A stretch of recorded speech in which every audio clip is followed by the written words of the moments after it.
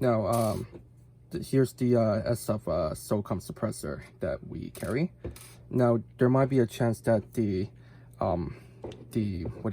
flash hider might come off too easily when you attach it to your gun.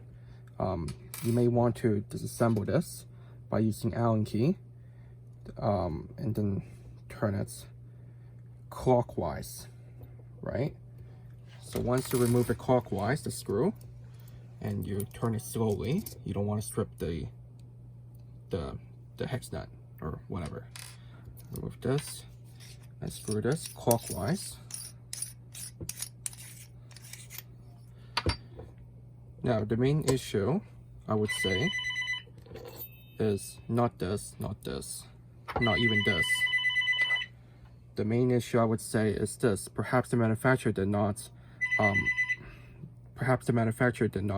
close it enough, this part. So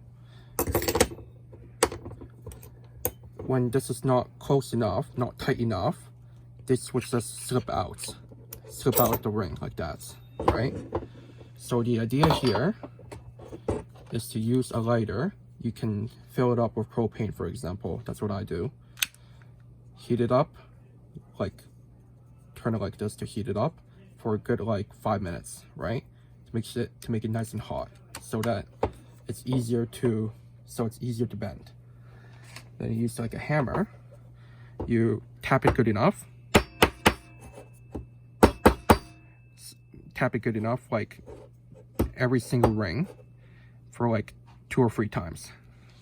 That way, this ring will be tighter, so that this will not fall off and will not slip off. I tried this already, and I try to pull using my control barrel, my barrel, and it will not slip off now. So that's one way to do it.